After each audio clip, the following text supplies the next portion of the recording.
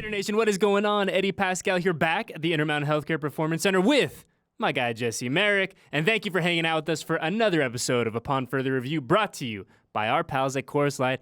And Jesse, this is a day I have had circled on my calendar for weeks and weeks and weeks, because a few weeks ago we did our defensive six-pack for all things Raiders in 2023. Then we did offense, then we did defense, and now, finally, after much anticipation, we are going to spend our next chunk of time talking all things special teams. And this might be your favorite day of the year. This is. It's hard to beat this. It's hard to beat this. Like how I view the third day of the draft, this is the opposite of that.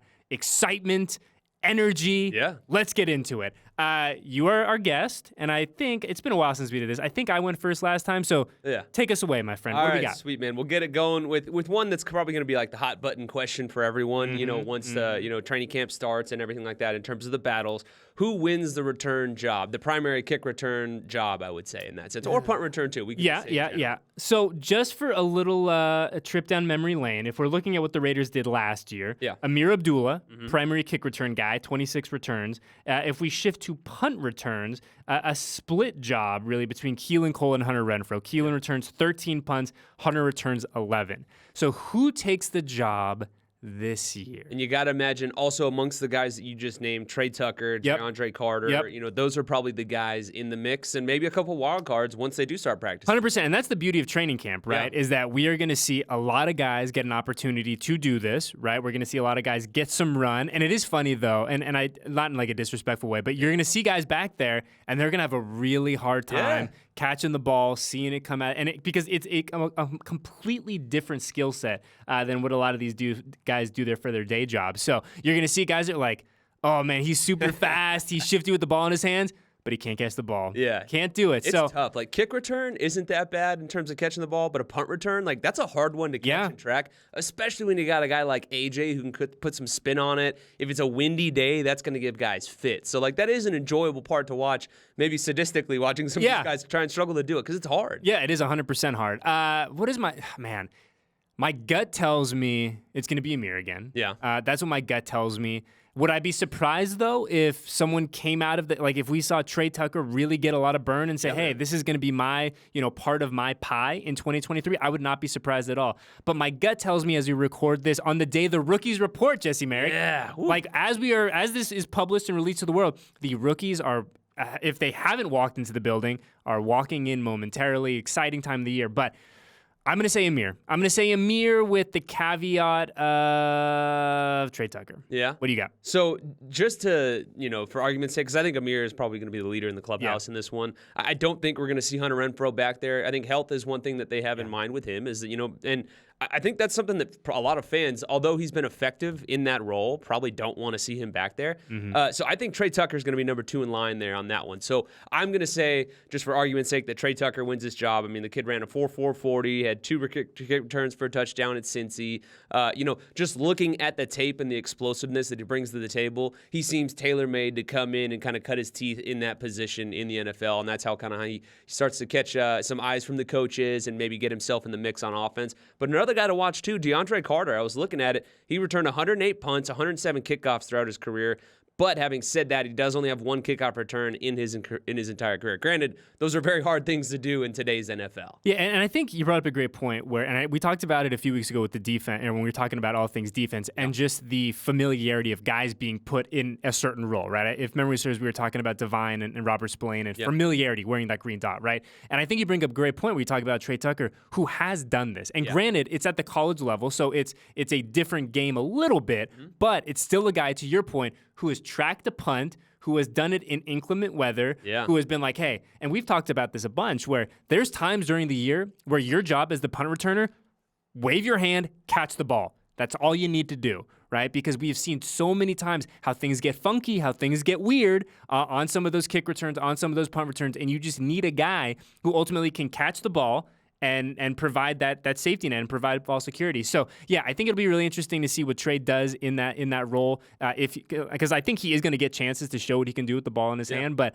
yeah, I think you're dead on there, and it'll be exciting to see some of these dark horse guys over the next month or so that are going to get some burn and get to show this coaching staff what they can do. Yeah, and I think the point that you noted in that, like sometimes it's just as easy as getting back there and catching the ball, holding on to the ball. That's one thing with Hunter Renfrow though, right? When Hunter's back there, the ball's going to get caught. That ball is not going to touch the ground. So I think that, and we've talked about this on some of the postgame shows where at times I have no issue with throwing Hunter back there in late December, early January. The winds are swirling. Just catch the ball. Because in terms of who's got the best hands and who you have complete trust and faith in, Hunter Renfrow is 100% that guy. But to your earlier point, coming off of a year where he only played in 10 games, I'm very okay with, kind of taking a little bit off his plate just to make sure he can go 17 in 2023. And that's the thing, too. Like, as you progress in your career, you get a little older, like, it's okay to take some of those reps away on special teams and have a guy like Hunter, who's established in the league as one of the best slot receivers in the game, to concentrate purely on that. That's why you draft younger guys like a Trey Tucker. That's why you bring on guys like a DeAndre Carter. That's why you've got an Amir Abdullah back there, shifty guys, things like that can come in and do that, those depth pieces, that is, I don't want to say their primary focus, but for them, it's not like they're taking on the whole weight of having a large part in this offense. Can take a little bit off of Hunter's plate, let him continue to grow in this offense, and work with Jimmy when everything does get rolling here. Yeah, 100%. And exciting. I love it. Yeah. You know what? Like, these are the things that perhaps like your average fan isn't going to be super locked in on. Who is the backup to the backup getting run, returning punts and kicks? I'm your guy. It is. Cannot wait. All right, Jesse. So question one for me is I'm going to put the number at 37.5. Okay. Over under Daniel Carlson field goal attempts in 2023. He had 37 last year, which ranked second in the NFL in attempts, only behind Justin Tucker.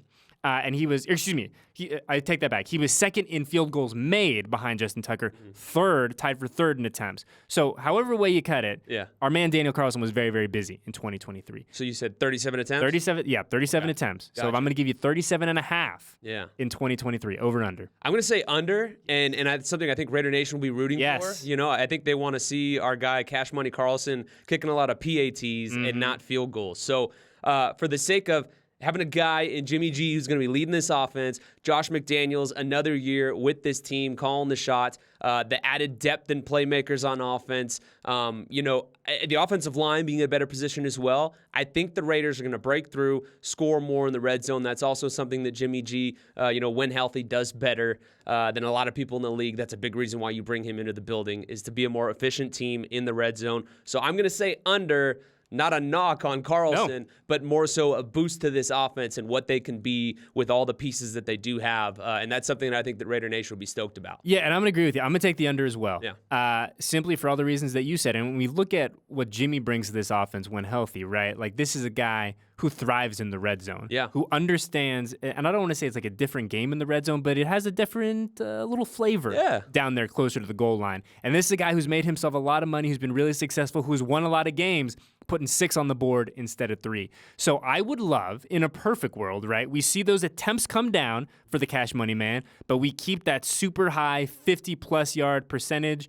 That's rocking. Yeah. But I think that, I think for the betterment of the team in 2023, I think for the sanity of the fan base in 2023, our man Daniel Carlson will be stellar, as he always is, but he will have less than 37.5 field goal attempts. Yeah, I think Twitter will be a lot quieter. Yes. More TVs will remain intact the more that Daniel Carlson stays off of the field, kicking those field goals. And like you said, the 50-plus yarders, like, let's go see plenty of those, because then that means that man is cooking from distance. Yeah, and speaking of the 50-plus yarders, no one in the NFL took more 50-yard field goal attempts than our man Daniel Carlson. He had 13 of them. He connected on a casual 11 of them. And that's the thing, too. Just hearing that, I mean, look, we all know what Daniel Carlson provides. Everyone on the league knows what he can do. But for a first-year coach to come in and trust a guy like that right out of the gates, and for him to continue to show, hey, look, I can do this, that's awesome. And we talk about special teams all the time. Having a kicker with a boot like that, that is a legit weapon. And that's something Raider Nation has to be excited for,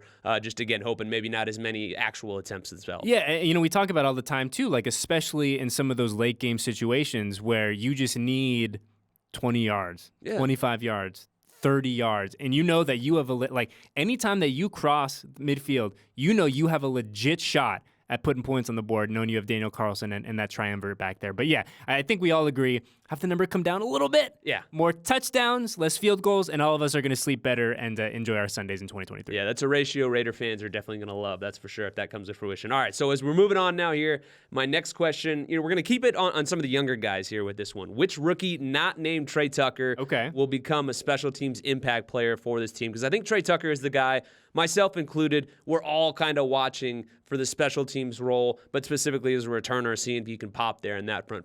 So for you, which rookie, undrafted or drafted, do you feel comes in and can turn into an impact player for this team? Okay. I think there's a variety of ways we could go with this. I'm going to go the route of, and we talk about this all the time, there are going to be guys that make this team because of what they do on special teams. 100%. Rookies, veterans. I mean, you look at some of the guys that have rolled through here before. Dallin Levitt has had a really, really nice NFL career, balling out on special teams, started here. Anyways, so I'm going to go... Boy, it's a good question. Yeah, it's a tough really one. Good question. I have the unfair advantage that I came up with it, so I already have my list of guys. So you have your guy. Okay, this is what I'm going to do, though. I'm going to go with Amari Burney. Oh, that's my number one guy. Give me Amari Burney, right? Because we look at, we have to play the numbers game a little bit, right? Yeah. Like, we're going to have X amount of linebackers, X amount of running backs, receivers, et cetera, et cetera. Okay, Amari Burney is going to be, and this is not no shot at him at all, but is going to be towards the lower end of that depth chart for a linebacker. Yeah. He is also a draft pick, though, which you have to take into account as well, a day 3 guy. But if you are one of those dudes and you want to make this team, and not only do you want to make this team, but you want to be on the field in some way, shape, or form and be a productive member of the 53, you got to be able to contribute on special teams. Amari Burney, and I feel like I'm stealing your thunder a little bit, so I apologize. I got a number 2. Okay, that's good. Amari Burney is going to be my guy because we look at the stats, 6'2", 228. It'll be fun to kind of see him in motion, rocking and rolling on some of those coverage units. But I think Trey Tucker is the obvious one, right? Which is why we had to exclude him. Exactly. But I'm going to go with Amari Burney. Yeah, so see, I'll continue to adding a little bit more with the Burney one, and then I'll tell you my backup because I had a feeling you were going to say Amari. I think he's kind of like that number 2 leader in the clubhouse among the rookies. I'm curious to see if your number 2 is my number 2. It probably will be. I think it's going to be. You could probably guess this one. But so just continue with Amari Burney, though. He was that hybrid linebacker, safety type of guy in college. He spent most of his career, like most guys do in college, on special teams, but he didn't become a starter until his 5th year. He's a 5th-year senior. That's when he really got a lot of burn as a starter. So that's a guy that's taken a lot of special team snaps. So for me, ding, ding, ding right there. So this is kind of screams like a guy that maybe they draft him thinking, hey, this is going to be, our next maybe Nate Ebner or a, Matthew Slater type of guy. We've seen him in the Patriots organizations, those special teams guys that make the Pro Bowl every year just as purely as a special teamer. So that's something I think they're looking for in him. Also, too, used a lot as a blitzer and in coverage against receivers down the field as well. So that's that athleticism showing. You need that versatility in a guy that has also the size of a linebacker, but the speed and kind of wiggle of a safety to play multiple roles on special teams. So again, really looking for Amari Burney on this one. Going to be fun to watch. The next one, can you guess who it is? I don't want to tip my hand on my number 2, but I'm going to say, I think you're going to go, give me Jacorian Bennett. That wasn't where I was going, but I do like that one. Okay, where were you going? Good to go with we differ on this one. I'm saying Chris Smith. Okay. All right, fair enough. Because for me, he's that guy, like, when you look at his draft profile and people that, that are so-called analysts and everything, they're like, oh, this guy's, not amazing in one thing or the other. And I'm not trying to knock him. I'm just saying what other people have been saying about him. Like, oh, he's good in coverage. He's good at tackling. He's not amazing at any of these things, according to a lot of these people. That, to me, just screams a guy that comes in and is lights out on special teams because he has that versatility in his game. When I watch the tape, I see a guy that was a good tackler. I see a guy that's solid in coverage. I see a guy that always seems to be in the right spot. But one thing that everyone talks about with Chris Smith is his intelligence as a player. On special teams, you need that, especially as a rookie coming in. This is a guy, though, kind of like a la Hunter Renfrow, that just felt like he was at Georgia for like 10 years, So he comes in. Similar to Renfro's got some rings, too. Exactly, yeah. So, and also, too, to that point, this is a guy that's done it in big games. Like, special teams in the NFL, it's not going to be too big of a moment for him. And that's where I think you see him take advantage of the opportunities that he gets on special teams to possibly work his way into the rotation at safety back there. And so it's going to be fun to see. But again, that versatility for him. We've seen him line up deep at safety. We've seen him in the box. We've seen him in the slot at nickel.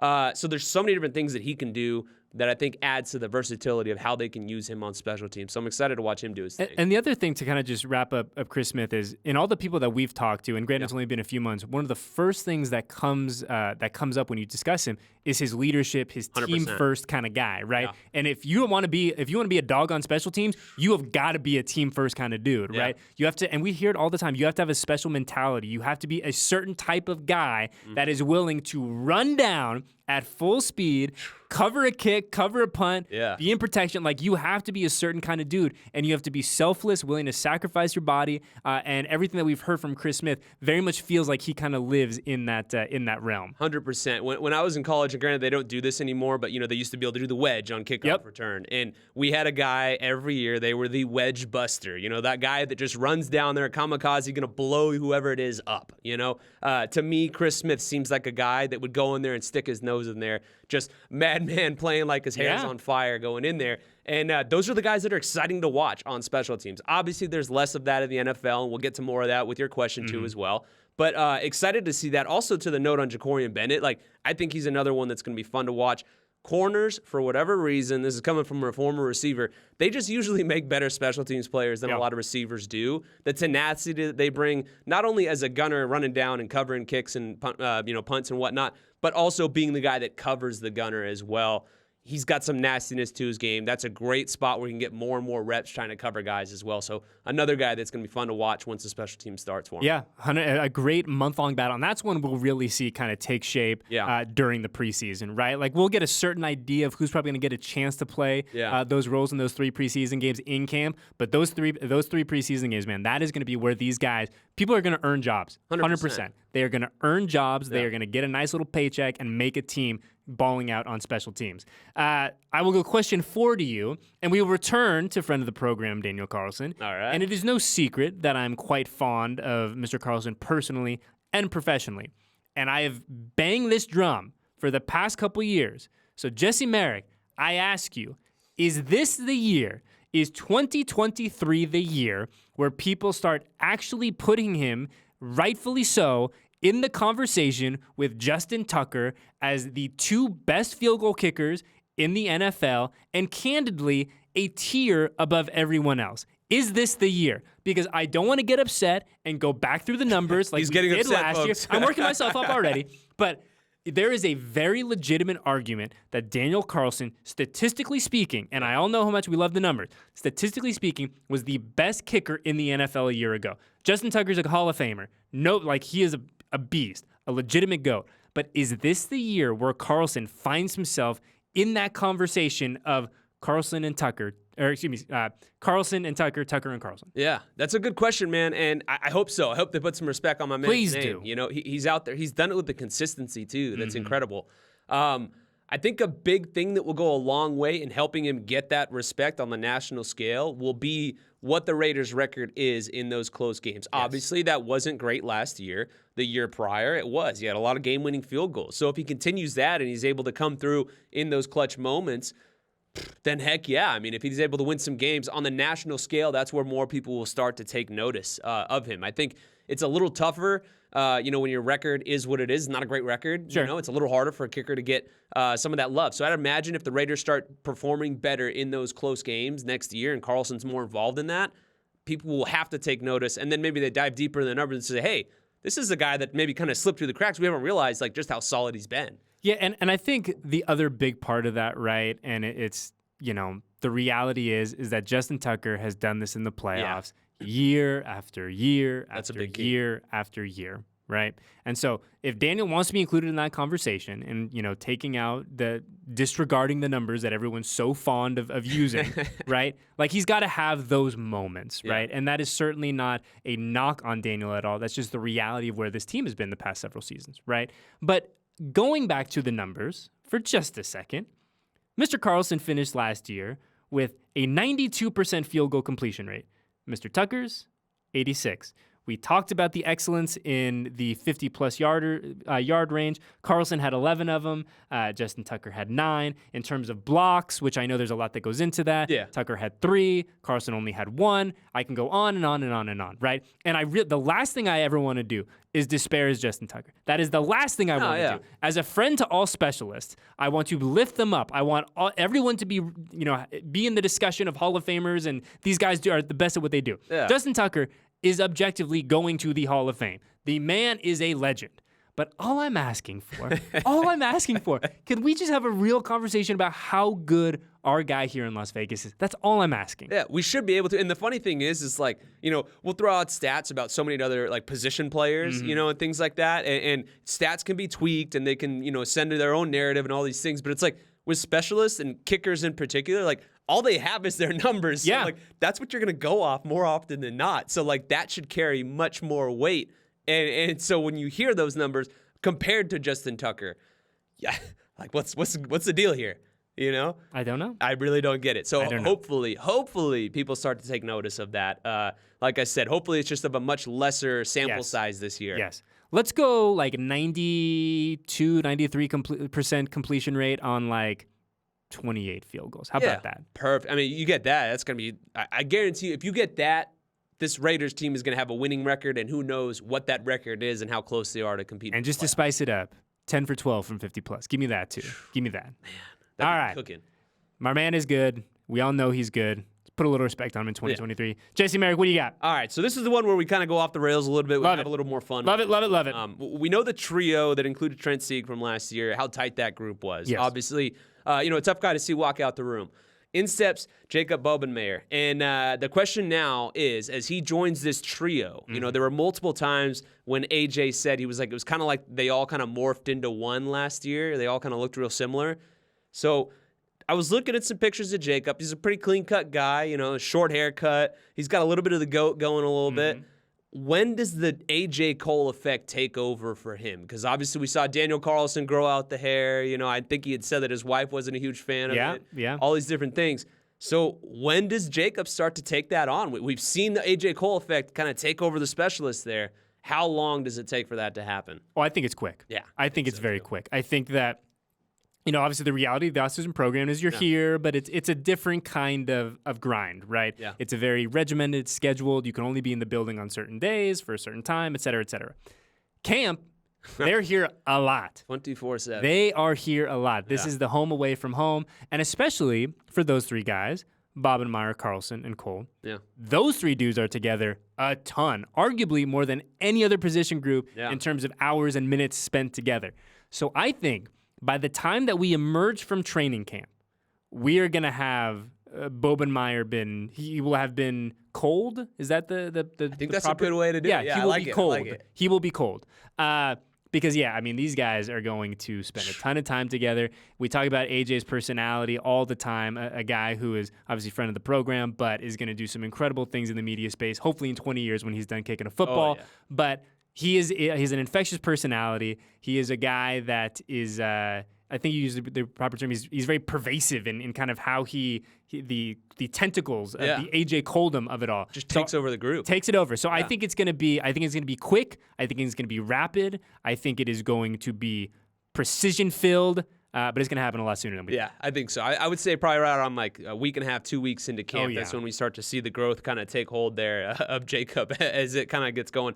And because that's what kind of happens. A lot of position groups, and this is more of like when you're younger, when you're in college or high school or whatever. But like when I was in college, we used to always there was always something. Like one year it was Mohawks. Everybody in the receiving corps had Mohawks. Another one was everyone trying to grow out a beard or a mustache. I was not gifted with being able to do those things. So neither, we tried the beard. We tried the mustache one year, and I started like 2.5, 3 weeks prior, and like 3 weeks into camp, was like, well, hey, like, did you shave? Like, what's wrong? Yeah. Why don't you have something? So hopefully Bobenmayer can actually grow some of that stuff and get the stash going and everything, and it can be amazing. And that's where, selfishly, I hope maybe we talk to him a little bit later on in camp. Oh, yeah. So that we can see the growth. Yes. And talk to him a little bit more. Because also, too, as an aside, that group always has like the most interesting questions. I remember, 100%. AJ was talking about a lot of them last year. They always talk about like thumb wars. Who's going to win in a thumb war? I think one of them was like, you live in a mansion and would you rather have a rattlesnake in a mansion or something in an apartment? It was the Mac Hollins special. I remember that one. Yeah. And that's also another one I wonder who takes over that Mac Hollins role of like these wild and crazy questions. Too. Yeah, I think on like a semi-serious note though, I think that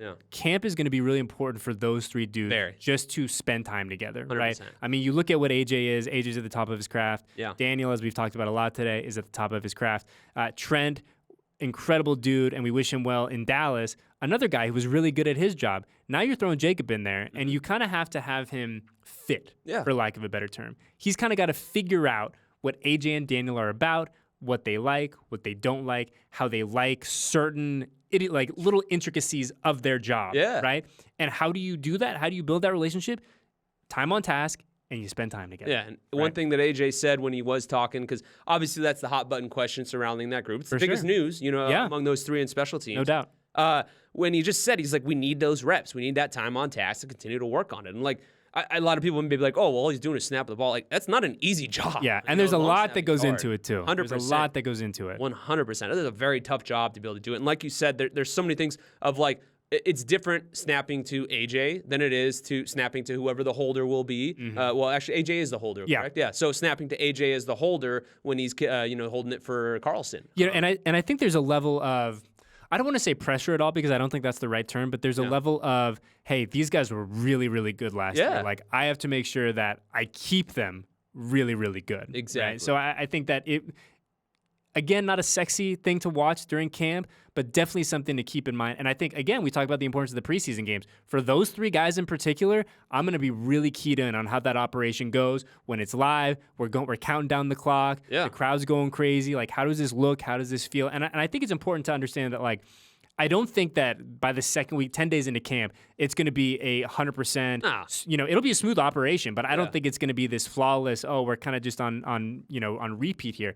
I think it's going to take them some time, and that's just the reality of the situation for adding a piece into this kind of very intricate puzzle. So keep an eye on those three guys during camp, yes, but also during the preseason games, just to kind of give them a chance to kind of iron out some of the things that they're going to have to work through before week one. Yeah, I mean, the thing we always talk about with this group and haven't had to ask any questions about over the last couple of years is the fact of like, you're not worried about it until you're worried about it with them. If you have to talk about special teams, then it's an issue. If you don't, then that means things are cooking, it's going well, there's continuity there. And that's something they've had for so long. Like you said, Jacob now comes in trying to maintain and even possibly take that to the next level if that's possible, because this group has been that good. Yeah, and the other thing, and obviously just keeping everyone's fingers crossed, the Raiders have been so lucky in that consistency where Daniel and AJ have played a lot of football. There's not guys that have missed games. They have been out there week after week after week after week. And to your point, you kind of just say, hey, yep, they're good. We're going to, put 3 on the board, or, hey, this is going to be down inside the 7. And I think that's a luxury the team has had over the past several seasons.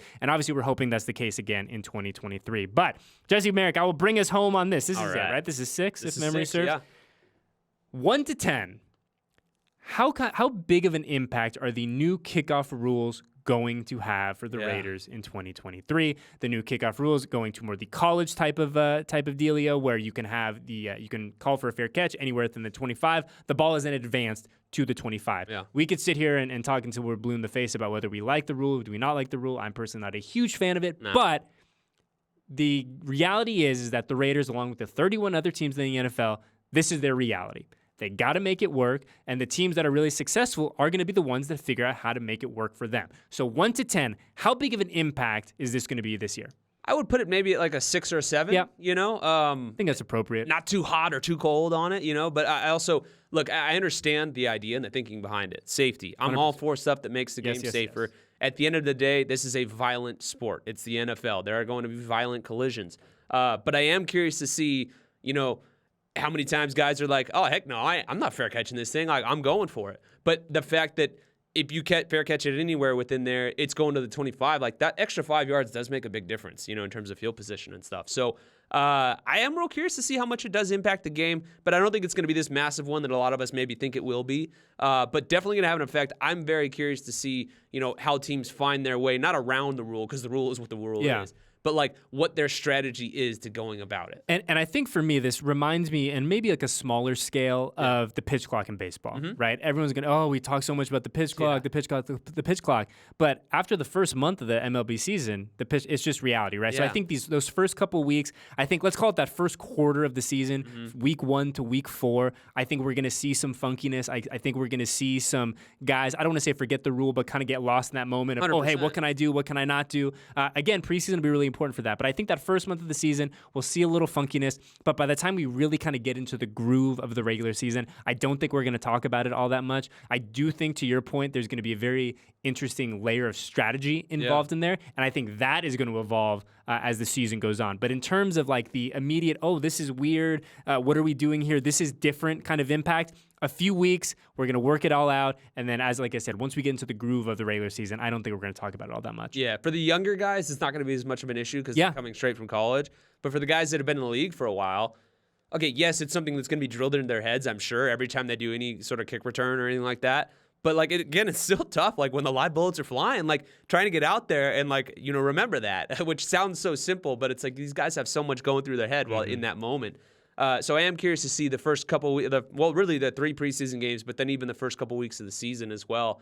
And also, though, too, like, I'm curious what coaches are telling these players about, like, in terms of that decision of, okay, I'm gonna fair catch this thing and take the 25 yards. Or take it to the 25-yard line, or I'm going to see if I can get more than that. And that's that constant battle, the back and forth that's going to happen. And look, NFL players are confident. A lot of them probably think they can get more than 25 yards. So I'm going to be really curious to see what that discussion is like and the interaction amongst the players after that play with their coaches when they go back on the sideline. Yeah, because I think we talk about the rules are probably going to be different for different guys, right? And we, especially with special teams, weather is going to have so much to do with this as well, right? Because the rules that you have week 3 when it's beautiful and you're playing at Allegiant, as opposed to, hey, it's the end of December and we're in Buffalo, right? Yeah. 2 very different rules. And I think it'll be interesting too, and I would love, hopefully at some point this season, we get a chance to kind of get a deep dive of kind of understanding of the rationale behind,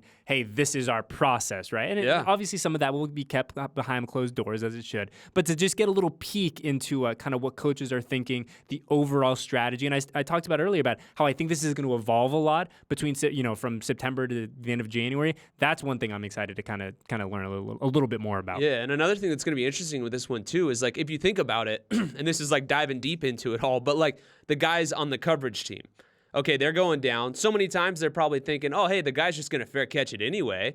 So how many of them on the opposing team are maybe taking off a little bit? And so the coverage isn't necessarily quite there, and then maybe there's some openings for it. That's something that I think you're going to see on film where these special teams coordinators dive into it, and they're like, hey, these guys on X team's coverage team aren't necessarily running down at full speed.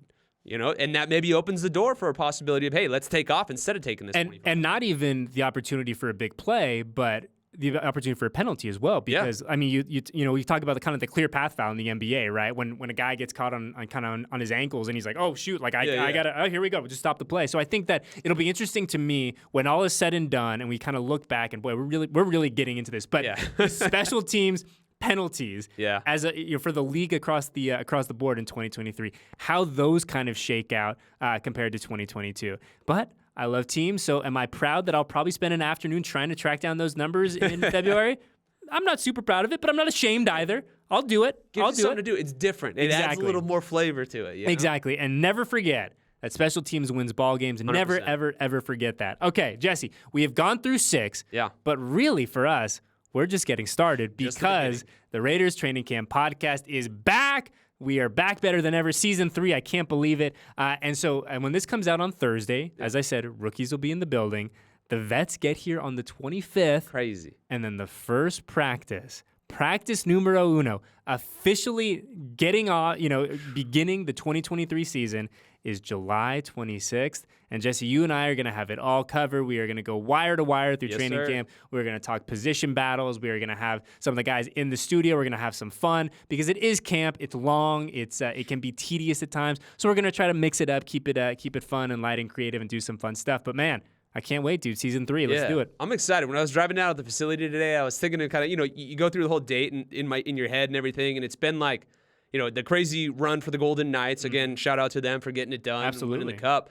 But I was just like, and I love hockey, don't get me wrong, but like football's my sport. This is my jam. That's why I started doing what I do. And I was like, man, like I could start talking football soon, like for real, and talking about camp and the battles and all those things. So like I cannot wait to dive into camp, get this thing rolling, and to do it alongside you as well for this is year 3 now for us? This is season 3 for us. I mean, so we better be cooking right out of the gates, right? Yeah, I mean, we talked about it last year where it's like, okay, we're going to feel really good about this show like the last episode. Yeah. No excuses for us this year. Like, we got to come excuses. hot out of the gates. We got to be like, episode 1, we're rocking. Yeah. And it's going to be a blast. This is one of the things I look forward to every year. It's going to be a lot of fun. And when we look at the Raiders this year, Jesse, no shortage of intrigue, no shortage of storylines. We are going to have a lot to talk about. Yeah. And I cannot wait. But that begins next week. Yep. In the short term, give me some plugs. Where can the people find you? Man, always on News 3 and especially on Twitter, as long as it still exists at Jesse. As of this News 3 recording, it LV. does. Yeah. So find me on there. Obviously going to be talking some Raiders as we get set to dive into training camp, but also the Aces